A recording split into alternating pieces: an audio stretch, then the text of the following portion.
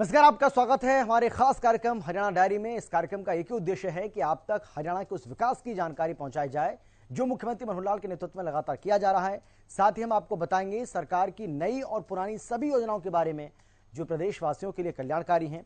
तो आप बने रहिए हमारे साथ और देखते रहिए हमारा खास कार्यक्रम हरियाणा डायरी।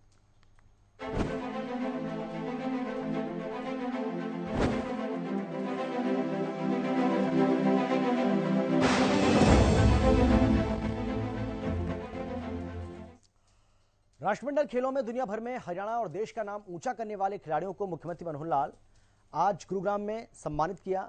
इस दौरान सीएम मनोहर लाल ने कहा कि बर्मिंघम में हमारे खिलाड़ियों का प्रदर्शन उत्साह से और उत्सव से कम नहीं है। खिलाड़ियों के प्रदर्शन में कोच की बड़ी भूमिका होती है। आज के समय सभी हरियाणा की ओर देख रहे हैं। खिलाड़ियों को आगे बढ़ाने पर लगातार काम हो रहा है। हरियाणा खेलों की राजधानी है। वहीं कार्यक्रम को खेल राज्य मंत्री संदीप सिंह ने भी संबोधित किया।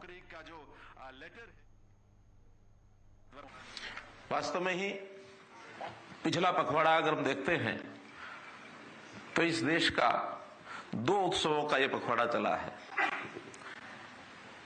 एक उत्सव तो जैसे हम जानते हैं कि स्वाधीनता दिवस का 15 अगस्त का कार्यक्रम, इससे पहले हर घर तिरंगा एक माहौल उत्सव जैसा सारे देश में था। और उसी में ये जो बर्मिंघम में कॉमनवेल्थ गेम्स हुए हैं, इसमें जिस प्रकार से हमारे खिलाड़ियों ने प्रदर्शन किया वो भी किसी उत्सव से कम नहीं है। ये भी अपने आप में एक बहुत बड़ा उत्सव इसको मानना चाहिए। वैसे तो हर एक ऐसे खेल प्रतियोगिताएं जो भी होती हैं, ओलंपिक से लेकर के और नीचे हमारे राष्ट्रीय और प्रदेश स्तर की भी जो होती हैं, हमारे खिलाड़ियों का जुनून ये देखने को मिलता है। और उस जुनून के माध्यम से ये जो खेल का प्रदर्शन करते हैं उसमें इनका अपना योगदान तो है ही है, लेकिन साथ में जो खेल प्रेमी जितने सज्जन हैं जो उत्साहवर्धन करते हैं, खेल को आगे बढ़ाने वाली सारी टीम, चाहे वो सरकारी है चाहे वो गैर सरकारी है, खिलाड़ियों के माता पिता, खिलाड़ियों के शिक्षक, प्रशिक्षण देने वाले जो कोचेस, सबका अपना योगदान है। हाँ, इसके पीछे जिसकी चर्चा बार बार सबने की, एक पॉलिसी जो होती है वो भी काम करती है, क्योंकि उस पॉलिसी के कारण से एक वातावरण बनता है। हमने कहा जब जब आपको खेल को आगे बढ़ाने के लिए जो सुझाव अच्छा हमारे पास आएगा, चाहे किसी एक सामान्य व्यक्ति से आए, चाहे किसी बड़े अधिकारी और बड़े नेता और बड़े खेल प्रेमी, कोई भी जो बड़े बड़े खिलाड़ी पहले रहे उनके अपने अनुभव हैं उनसे आए, लेकिन खेल को कैसे आगे बढ़ाना है। अपना जो खेलो इंडिया कार्यक्रम था उसमें देश के गृह मंत्री जी ने एक टिप्पणी की थी कि हरियाणा जो खेलों की देश की कैपिटल है, यानी देश की कैपिटल कहना बहुत बड़ी बात है। हरियाणा की तरफ सब लोग देख रहे हैं, सब लोग इसको कैसे आगे बढ़ते हुए, क्योंकि जहां प्रदेश का हमारा जो परफॉर्मेंस है इसके कारण से देश का भी नाम होता है।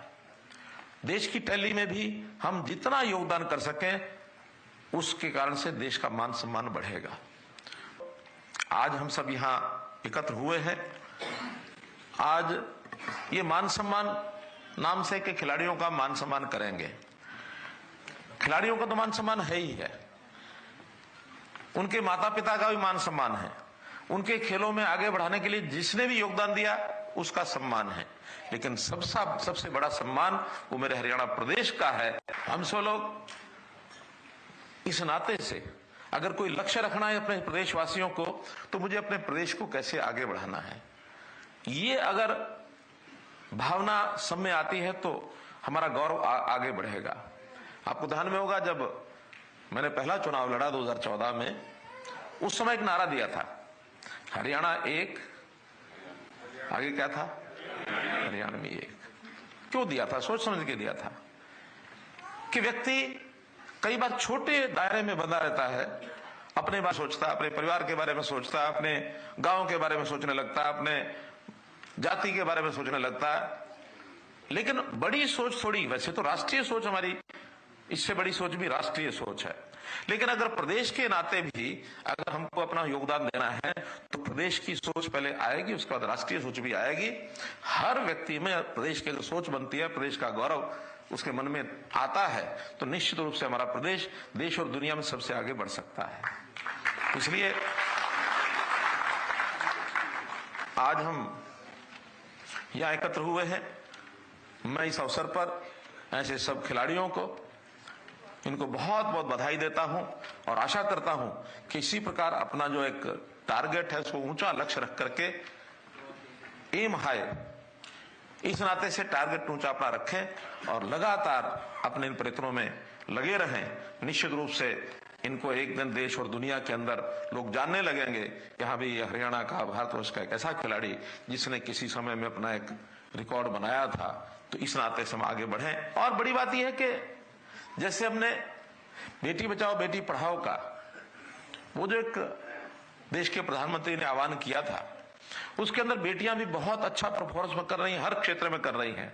और खुशी है, खेलों में सबसे अच्छा परफॉर्मेंस हमारी बेटियां कर रही हैं। हमारे इन खिलाड़ियों में से जो पदक लाए, 9 पदक जो हैं हमारी बेटियों के हैं। ये भी अपने आप में बहुत बड़ी उपलब्धि है और इसको भी हम लोग बनाए रखेंगे। इस प्रकार का विषय हम ध्यान रखेंगे। खेलों के अंदर इनाम अच्छे दिए जाते हैं, अच्छी बात है। आज एक बात जो अभी हमारे खिलाड़ियों में से एक ने कही कि प्रथम, द्वितीय, तृतीय यानी गोल्ड मेडल, सिल्वर मेडल और ब्रॉन्ज मेडल, इनके लिए तो इनाम की राशियां तय थी। जब ये पिछला ओलंपिक हुआ उस समय हमको ध्यान में आया कि आखिर जो ब्रॉन्ज लेने से थोड़ा सा चूक गया, उसको ब्रॉन्ज तो नहीं कहेंगे लेकिन क्योंकि हारा भी है तो भी 4th लेवल पर तो रहा है वो, तो 4थे स्थान पर आने वाले के लिए भी हमने इसमें एक विशेष प्रावधान किया कि जो पार्टिसिपेंट को मिलेगा, बाकी पार्टिसिपेंट्स हैं, उससे डबल राशि, और वो जो 4था नंबर पर आया उसको भी मिलेगी। संयोग से इस बार ऐसे जो खिलाड़ी सब जिन्होंने परफॉर्म किया है, 9 गोल्ड हैं, 5 सिल्वर हैं और 1 हॉकी टीम का ब्रॉन्ज है और 5 अन्य ब्रॉन्ज हैं और 1 4th स्थान के ऊपर एथलेटिक्स वुमेन शॉटपुट पैरा खिलाड़ी में 1 खिलाड़ी है शर्मिला, बाद में परिचय होगा ही। तो शर्मिला को ये 15 लाख रुपए और बाकी जो पार्टिसिपेंट्स हैं 12 और हैं उनको भी 7.5 लाख रुपया, तो कुल 25 करोड़ 80 लाख रुपए की राशि आज सबके खाते में या तो पहुंच गई होगी, नहीं तो जैसे बताया सायकाल तक सबको आरटीजीएस होके उनके खातों में पहुंच जाएगी। हमने खेलों के साथ साथ जो अन्य अवार्डीज, खास करके जिनको विशेष राष्ट्रीय स्तर के ऊपर अवार्ड घोषित किए जाते हैं, प्रदेश स्तर पर अवार्ड घोषित किए जाते हैं, जैसे अर्जुन अवार्डी है, द्रोणाचार्य अवार्डी है या ध्यानचंद पुरस्कार विजेता है, इनका भी जो प्रति माह पहले सिर्फ 5,000 रुपया मिलता था, हमने ये विचार किया कि 5,000 रुपए में तो ठीक है, कुछ ना कुछ जेब खर्चे निकलती होगी, लेकिन एक खिलाड़ी जो कम से कम अपने परिवार में छोटा मोटा खर्चा उसको करना पड़े तो ये कम है। हम उस 5,000 को बढ़ा करके अभी थोड़े दिन पहले 20,000 रुपया मासिक किया है। तो इसलिए उन हरियाणा बहुत समय से अच्छा कर रहा है गेम्स में भी, और पॉलिसी की अभी खिलाड़ियों ने खुद बहुत अच्छी बातें करी, चाहे वो बजरंग पुनिया हो, चाहे वो सविता हो, चाहे वो सुरेंद्र हो, चाहे वो विनेश हो। इन्होंने खिलाड़ियों के लिए, क्योंकि मैं खुद एक खिलाड़ी रहा हूं, जब हम किसी फील्ड पे उतरते हैं तो वहां दूसरी स्टेट के खिलाड़ी हमेशा ये बात करते हैं कि जो हरियाणा कर रहा है शायद ही कोई स्टेट कर सकता है। ये बहुत गर्व की बात होती है। 210 खिलाड़ी जो हैं उन्होंने पार्टिसिपेट किया, 42 खिलाड़ी हरियाणा के थे, 28 मेडल इंडिविजुअल और टीम गेम को मिलाकर हमारे 28 जो मेडल के प्लेयर हैं। हम अगर बात करें तो 61 मेडल टोटल हिंदुस्तान के आए हैं, उसमें से 20 मेडल हरियाणा के हैं और 61 मेडल में 22 मेडल जो हैं वो गोल्ड मेडल हैं।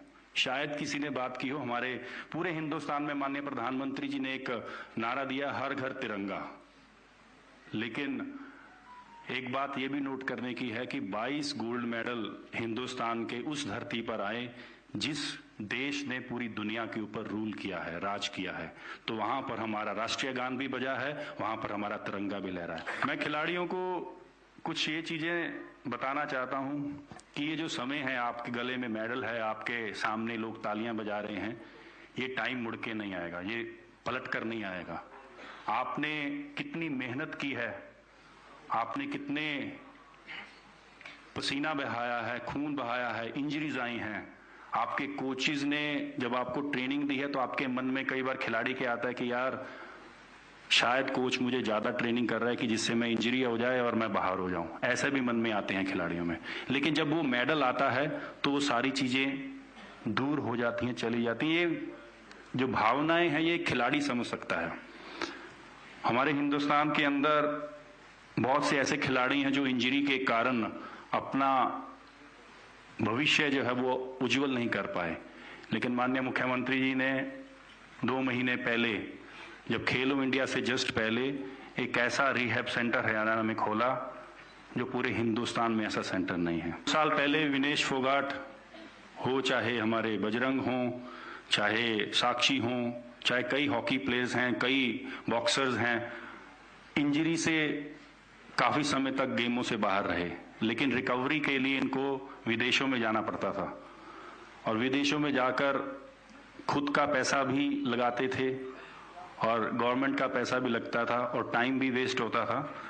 इस चीज को देखते हुए माननीय मुख्यमंत्री जी ने वो रिहैब सेंटर हरियाणा में पंचकुला में ये पहला सेंटर बना है और ऐसे 4 और सेंटर, चाहे वो गुरुग्राम हो, चाहे वो रोहतक हो, ऐसे कई जगह पर 4 और सेंटर बनने हैं। तो मैं उनका तहे दिल से धन्यवाद करता हूं कि ये पहला सौभाग्य है कि हमें ऐसे पहले मुख्यमंत्री मिले हैं जो खिलाड़ियों को जीतने के बाद तो पैसा हर कोई देता है, जीतने के बाद तो हर कोई पैसा देता है, लेकिन जीतने से पहले तैयारी के लिए, चाहे वो ओलंपिक गेम्स हो, चाहे वो कॉमनवेल्थ गेम्स हो, तो जो खिलाड़ी आज यहाँ पर आपके सामने बैठे हैं 42 खिलाड़ी, इनके अकाउंट में जाने से पहले इनके अकाउंट्स में आ गए थे जिससे कि वे अपनी तैयारी कर सकें। ऐसा पहला सेंटर बना है। खेलो इंडिया हरियाणा में हुआ, 137 मेडल हरियाणा ने जीते, पहला स्थान प्राप्त हुआ। मुझे अभी भी याद है 2019 में जब हमारे इलेक्शन का समय था और माननीय मुख्यमंत्री जी की कुरुक्षेत्र में रैली थी, माननीय प्रधानमंत्री जी भी थे वहां पर, और माननीय मुख्यमंत्री जी ने अपने भाषण में ये कहा था कि हरियाणा को हम स्पोर्ट्स हब बनाएंगे। और वो स्पोर्ट्स हब माननीय मुख्यमंत्री जी नहीं कह रहे हैं, अब आप लोग नहीं कह रहे हैं, हम लोग नहीं कह रहे हैं। हिंदुस्तान में जब हरियाणा के मेडल आते हैं तो वो बता रहे हैं कि हरियाणा स्पोर्ट्स हब बन चुका है। हम लोग जब जीतते हैं तो हम उसकी वाहवाही जरूर करते हैं, मेडल जीतना हो, अच्छा खिलाड़ी परफॉर्म करना हो, लेकिन कहां पर हमें इंप्रूवमेंट की जरूरत है तो ये भी बात करनी चाहिए। हमारे खेलो इंडिया हो, चाहे ग्रास रूट पर हमारी स्पोर्ट्स की बात हो, चाहे वो हमारे हिंदुस्तान की परफॉर्मेंस की बात हो, तो मुझे लगता है कुछ ऐसी गेमें हैं हरियाणा को अभी भी इंप्रूवमेंट की जरूरत है। माननीय मुख्यमंत्री जी ने जिस दिन हमारी कॉमनवेल्थ गेम्स खत्म हुई, अगले ही दिन उसकी बैठक लेकर उस चीज को कार्य को शुरू कर दिया है कि हरियाणा में किस गेम के मेडल की कमी चल रही है, हमें उस गेमों की तरफ भी और ध्यान देना होगा, जिससे कि हिंदुस्तान में हरियाणा का अलग बोलबाला हो। एक समय ऐसा आए कि हरियाणा हर गेम में आगे है और हरियाणा को बीट करने वाला कोई नहीं।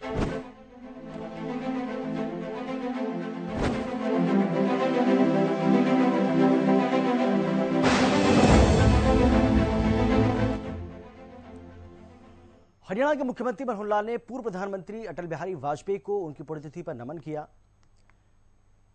ट्वीट करके लिखा कि पूर्व प्रधानमंत्री भारत रत्न श्री अटल बिहारी वाजपेयी जी का जीवन स्वयं एक प्रेरणा है। प्रतिस्पर्धियों और आलोचनाओं को आदर देते हुए हर छोटे बड़े व्यक्ति को यथोचित सम्मान देकर प्रभावित करने वाले पुरुष बिरले ही होते हैं। युग पुरुष अटल जी को उनकी पुण्यतिथि पर आदरांजलि अर्पण करता हूं।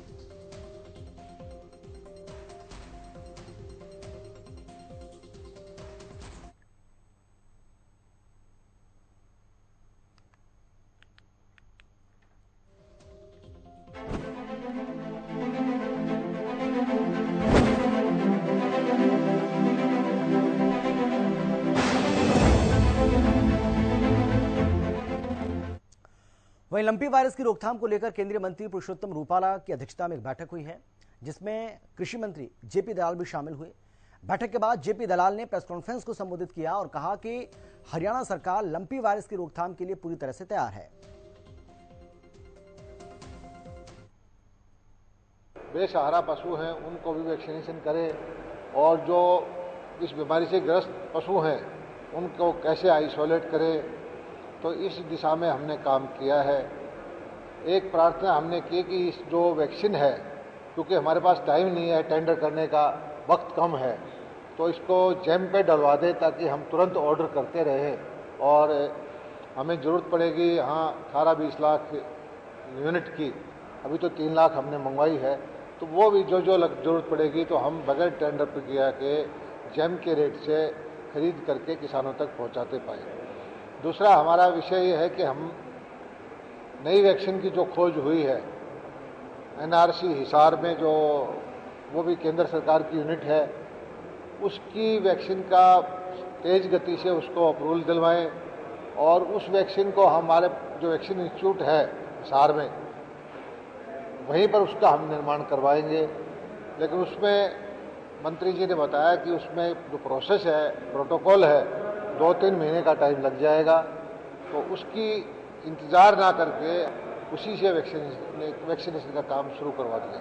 क्योंकि मंत्री जी आए हुए थे, उनके समय का हमने फ़ायदा उठाने की सोची कि जो भारत सरकार की स्कीम है, बीमा से संबंधित है, यहाँ प्रोजेक्ट हैं, प्रधानमंत्री मत्स्य संपदा योजना के वो है स्कीम है, पशुपालन विभाग से बहुत सारी स्कीम है, और उस बारे में चर्चा की। और हमारे विभाग की कुछ स्कीम वहाँ भारत सरकार में रुकी हुई है, उनके बारे में चर्चा की। और मंत्री जी ने आश्वासन दिया है कि जो भी हरियाणा सरकार की कोई स्कीम या कोई फाइल वहाँ पेंडिंग होगी, उनको तुरंत जा करके क्लियर करवाएंगे। और भारत सरकार से जो हरियाणा सरकार को ग्रांट मिलनी है, उसको तुरंत रिलीज करवाएंगे। हमने ये भी प्रार्थना की कि हमारा जितना पैसा है टाइमली हमें मिले, ताकि किसानों को हम बांट दें। और साल के अंत में ये विषय आ जाता है कि वो बजट खर्च करने में दिक्कत आती है, तो मंत्री जी ने बड़ा पॉजिटिव रुख अपनाया। और मेरा व्यक्तिगत भी उनसे संपर्क रहता है मंत्री जी से, जब भी कोई समस्या आती है फ़ोन पे संपर्क करें या के अधिकारियों से। हरियाणा के ऊपर वो पूरे मेहरबान है, कोई भी योजना उन्होंने हरियाणा की अभी तक नहीं रोकी है। और उन्होंने पूरी आश्वासन दिया है कि अगले महीने जो हम हरियाणा में एक वाइट क्रांति ला के आ रहे हैं, झींगा पालन का एक इतिहास बनाने जा रहे हैं, जिससे किसान हमारे करोड़पति हो जाएंगे खारे पानी की ज़मीन में, वो प्रोजेक्ट भी देखने के लिए मंत्री जी आएंगे। हमारी पशुपालकों के लिए 100 रुपये में बीमा की स्कीम है। 6.5 लाख पशुओं का बीमा पिछले साल हुआ था। 50 करोड़ से ज़्यादा का हमने बीमा की राशि बंटवाई है। अभी भी पिछले 2 महीने में 1 लाख पशुओं का बीमा करवाया है। और मैं पशुपालकों से प्रार्थना करता हूं कि अभी भी तुरंत जो है अपने पशुओं का बीमा कराए। 100 रुपये में बीमा हो जाता है, और जो हमारे SC-BC के भाई हैं उनका 25 रुपये में भी हो जाता है। तो उनकी जोखिम फ्री करने के लिए जो योजना है, इसका लाभ उठाए, ताकि उनका अगर कोई क्षति होती है तो उसकी भरपाई बीमा कंपनी से मेरा विभाग करवाए। इससे बीमारी का आदमी से कोई फैलने का कोई खतरा नहीं है। पशु से गाय में ये कीचड़ से, मक्खी से, मच्छर से काटने से फैल जाती है। उसके लिए हमने गाइडलाइन जरूर दे रखी है, नीचे बजट भी दे दिया है। विभाग को भी कहा है कि जहाँ फॉगिंग करनी है, जो प्रोटोकॉल है भारत सरकार का, उस हिसाब से हम कार्रवाई करें। जैसे हमारे कोविड की बीमारी आई थी, उस तरह की ही एक पशुओं की बीमारी है। इसमें कोई हमने हरियाणा सरकार ने कमी नहीं छोड़ी है। जो भी हमारी जानकारी आई, तुरंत हमने गाइडलाइन जारी की, तुरंत हमने वैक्सीन बगैर टेंडर किए मुख्यमंत्री जी से स्पेशल परमिशन लेकर के वैक्सीन मंगवाई। वैक्सीन को जिला स्तर पर नीचे भिजवाया, वैक्सीनेशन का काम हो गया। और कहीं पर भी मंत्री जी ने कहा कि हरियाणा सरकार ने प्रोएक्टिव होकर के कार्रवाई की है, कहीं पर कोताही नहीं बरती। हमारे यहाँ सबसे कम वो है बीमारी। हमारे पूरे प्रदेश में अभी तक सिर्फ 87 पशुओं की डेथ हुई है। और हम कोशिश करेंगे कि मरे हुए का बजट जारी करने के बजाय इस बीमारी को रोक ही दें। और मुझे पूरा भरोसा है कि हरियाणा में बीमारी ज़्यादा नहीं फैलने देगी।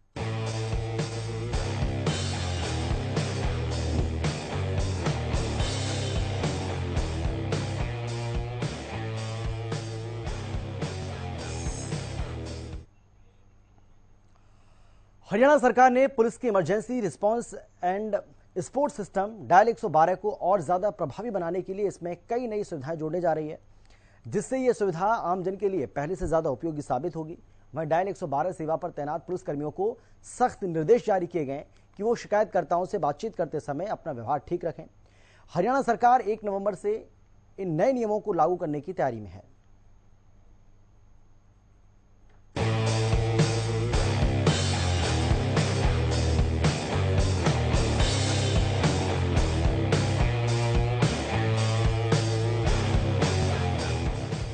मुख्यमंत्री मनोहर लाल का उद्देश्य है कि हरियाणा में लॉ एंड ऑर्डर बेहतर बना रहे और हर प्रदेशवासी खुद को सुरक्षित महसूस करे।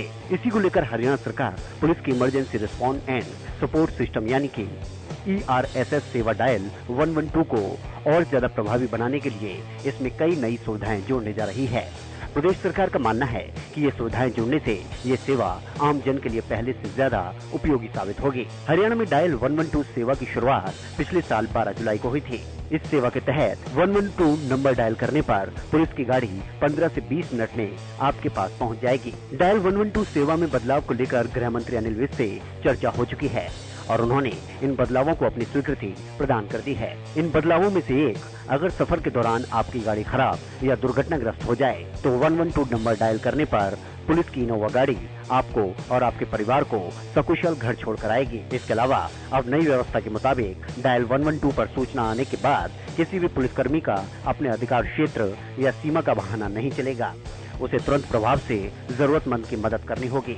इसके अलावा डायल 112 सेवा का दुरुपयोग कर झूठी खबर देने वालों के खिलाफ कड़ी कार्रवाई अमल में लाई जाएगी। ADGP AS चावला को तकनीक में काफी निपुणता हासिल है और वो एक ऐसा सिस्टम तैयार कर रहे हैं जिससे एक स्थान पर काफी देर से खड़ी गाड़ी को अलर्ट मैसेज भेजा जाएगा और पूछा जाएगा कि आपकी गाड़ी गश्त पर क्यों नहीं है। वहीं डायल 112 सेवा पर तैनात पुलिसकर्मियों को सख्त निर्देश दिए गए हैं कि वो शिकायतकर्ताओं से बातचीत करते समय अपना व्यवहार ठीक रखें। डायल 112 सेवा गाड़ी को अब पुलिसकर्मी बिना किसी कॉल के 70 से ज्यादा की रफ्तार पर नहीं दौड़ा सकेंगे।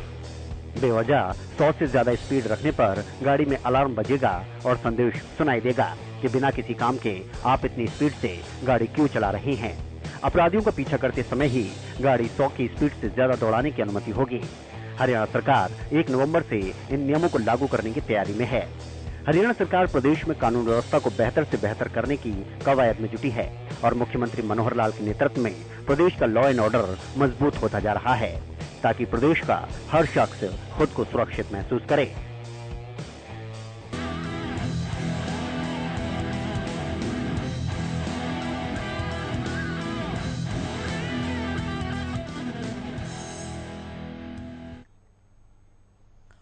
हरियाणा सरकार बागवानी की खेती को बढ़ावा देने के लिए तमाम योजनाएं चला रही है, जिसके तहत बागवानी विभाग फसलों पर सब्सिडी देकर किसानों को प्रोत्साहित कर रही है और इसी कड़ी में बागवानी की खेती के लिए घुलनशील खाद पर 50% अनुदान देने का फैसला भी किया गया है। बागवानी विभाग की तरफ से एक किसान को बागवानी की फसलों के लिए 10,000 रुपए के घुलनशील खाद पर 50% तक का अनुदान दिया जाएगा।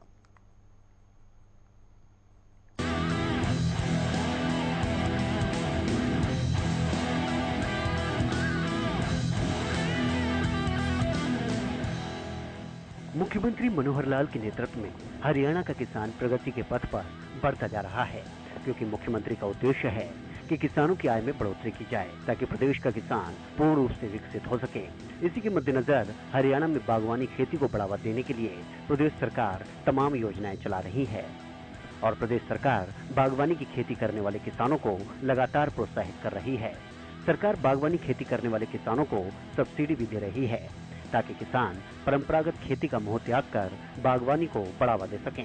प्रदेश सरकार अब तक बागवानी फसलें उगाने पर सब्सिडी मुहैया करा रही थी, तो वहीं अब सरकार ने बागवानी फसलों के लिए घुलनशील खाद पर भी 50% सब्सिडी देने का फैसला लिया है।